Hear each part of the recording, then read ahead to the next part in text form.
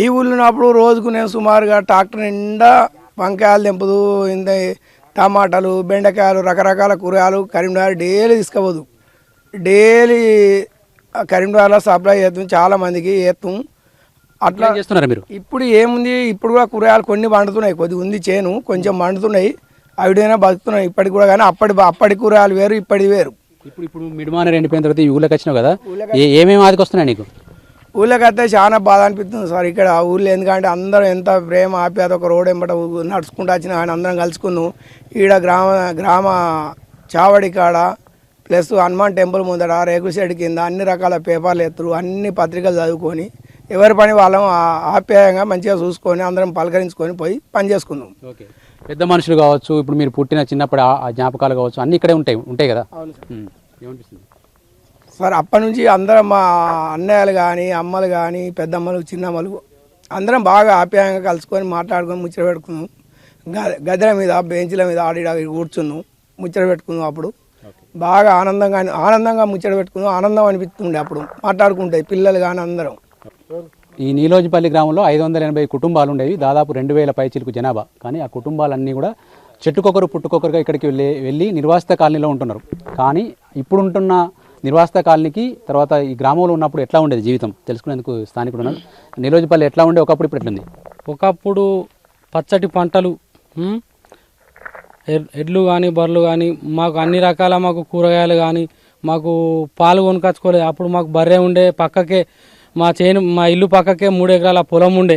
మంచిగా బర్రెలను మేపుకుంటా, గొర్రెలను మేపుకుంటా, ఎడ్లు, మాకు కూరగాయలు వేసుకుందాం. ఒక ఎకరం కూరగాయలు వేసుకొని డైలీ మబ్బుల 2 గంటల 3 గంటలకు అట్లా మేము మార్కెట్ వెళ్ళి వస్తుంటే మా ల్యాండ్ మాకు ఉంటుండే. ఇప్పుడు ఏంటంటే ఇప్పుడు ఇలా భూమి మొత్తం పోయింది, మేము బయట ఎక్కడ ఏం కొనుక్కోలేదు.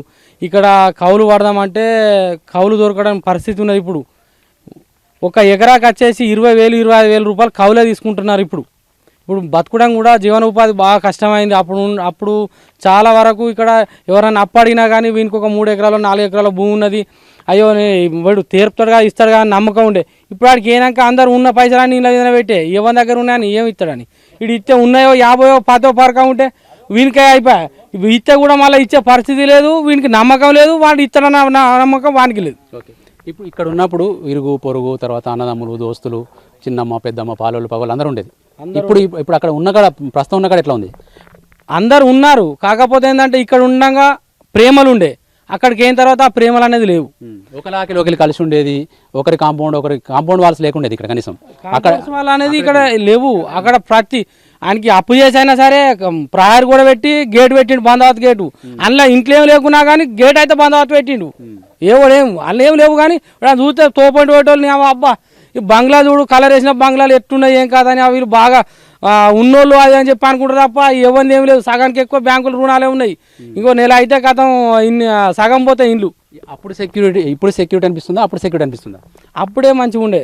అప్పుడు ఏంటంటే మనకు లైఫ్కి ఒక అర్థం ఉండే. ఇక్కడ మన చేను ఉండదు, మనకు పంట పండుతుంది, మనకు దాని మీద పూర్తి భరోసా ఉండే. ఇప్పుడు ఏడున్నది, వాడు కౌలు ఈ సంవత్సరం పట్టినాం అనుకో, పంట బాగా పండింది అనుకో, చలో వాడు ఇంకో సంవత్సరం ఇంకోనికి ఇస్తాడు. మనం మళ్ళీ చేద్దామంటే మళ్ళీ పంట దొరకదు, చేను దొరకదు. అట్లాంటి పరిస్థితి ఉన్నది. ఓకే, ఏంది ఇప్పుడు మీ ఊరు చూస్తున్నావు కదా, చెట్లు అవన్నీ చూస్తున్నావు, ఇక్కడ ఎవరెవరు ఇంటి ఎట్లుండే? ఇక్కడ ఇది మా గ్రామ పంచాయతీ, అది రావి చెట్టు గద్దె. దాని చుట్టూ దాదాపు ఇప్పుడు సమ్మర్ కాబట్టి ఒక 30-40 మంది దాని కింద కూర్చొని చేద తీసుకుంటారు, మాట్లాడుకుంటూ ముచ్చట పెట్టుకుంటూ అదే చేసుకుంటారు. దాని వెనుక ఉన్నది ఆ కనబడే గోడలు, అది మాది ఆ ఇల్లు. ఈ పక్కకు ఒక కిరాణం ఉండే, ఆ కిరాణం కాడ మాట్లాడుకుందాం చేసుకుందాం. అప్పుడు చిన్న పిల్లలం. ఇప్పుడు ఇవాళ రోజు వచ్చి చూస్తారా మరి ఎక్కడెక్కడ ఏం చేశారు అనేది? రోజు వచ్చి ఇప్పుడు వాటర్ తగ్గినాయి కాబట్టి మనం వచ్చి చూస్తున్నాం. వాటర్ ఉంటే మనం ఎట్లా వస్తాం, రావలేము కదా.